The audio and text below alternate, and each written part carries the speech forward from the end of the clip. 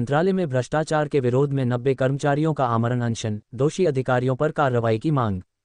Star news today संवाददाता सलीम सैयद की खास रिपोर्ट।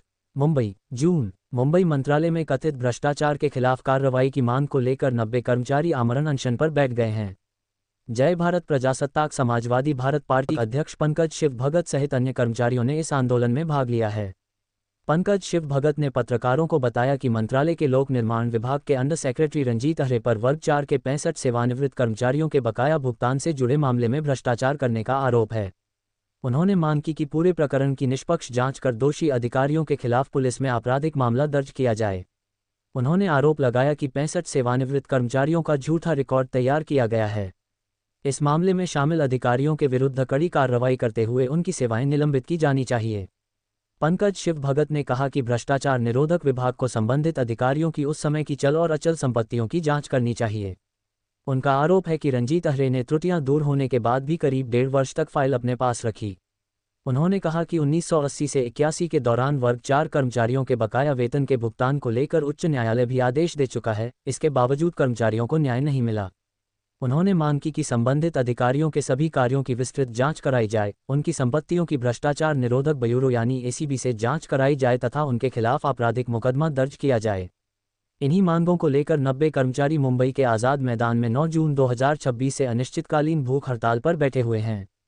आंदोलनकारियों का कहना है कि जब तक दोषी अधिकारियों के खिलाफ ठोस कार्रवाई नहीं होती, तब तक उनका आंदोलन जारी रहेगा।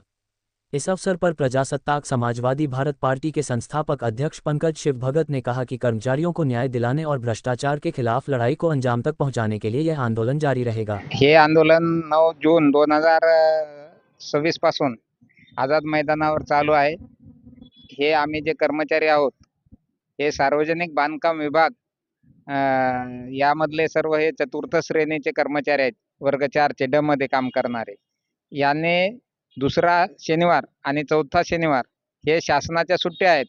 तसंच रविवारची शासनाची सुट्टी असते आणि सणावाराची सुट्टी सुद्धा असते।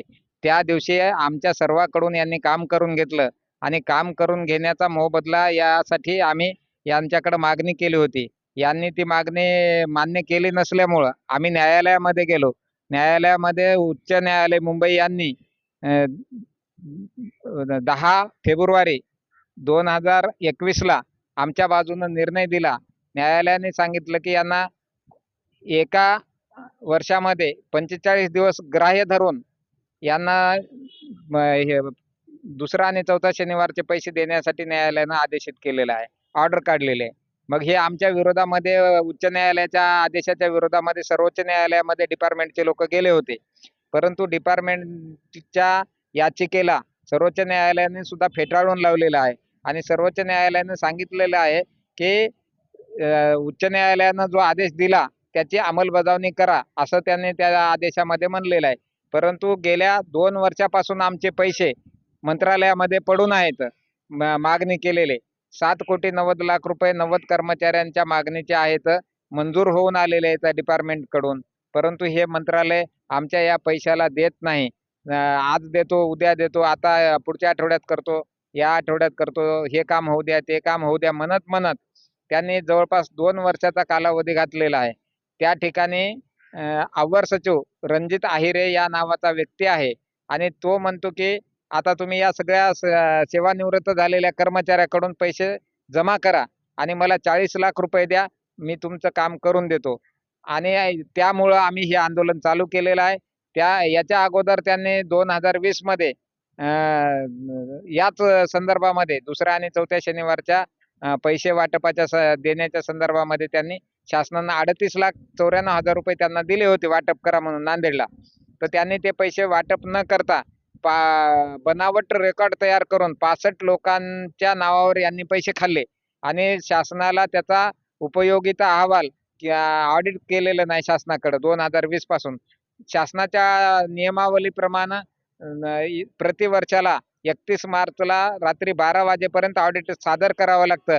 राहिलेले पैसे सगळे त्यांना ते वापस करावे लागतात, परंतु गेल्या 6-7 वर्षापासून कुठल्याही प्रकारचं यांनी ऑडिट दाखल केलेलं नाही, हिशोब शासनाला दिला नाही। आता शासन म्हणते की त्यांनी आम्हाला अगोदर दिलेल्या पैशाचा हिशोब दिला नाही, ते पैसे वाटप केले की नाही ते आम्हाला कळवलेलं नाही।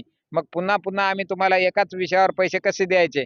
आता ही जे चुकी आहे ते डिपार्टमेंटची आहे आणि मंत्रालयाची आहे.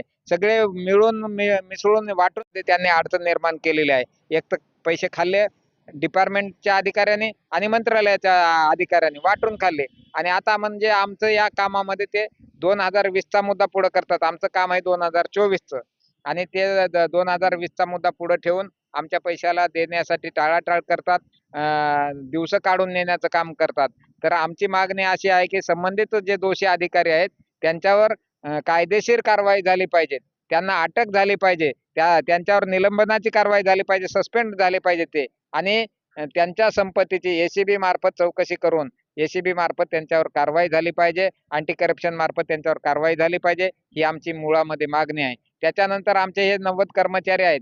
यांचं जे देयक आहे ते तात्काळ दिलं पाहिजे. कुठल्याही प्रकारचं त्याच्यामध्ये अडचण नाही. कुठल्याही प्रकारची चुकी नाही. तरी सुद्धा शासन पैसे द्यायला मागं पुढे पाहते. कारण त्यांना पैसे पाहिजे आमच्याकडून 40 लाख रुपये. जोपर्यंत आम्ही त्यांना 40 लाख देणार नाहीत असंच ते आम्हाला सतवणार आहे.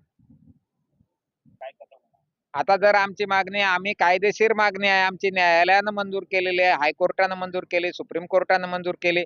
तरी जर हे आमच्या मागणीकडे जर दुर्लक्ष करत असतील आणि आमच्या मागणीला बाजूला सारत असतील, कारण कायदेशीर असल्यामुळे आमची मागणी तर त्यांना मंजूर झालेलीच आहे.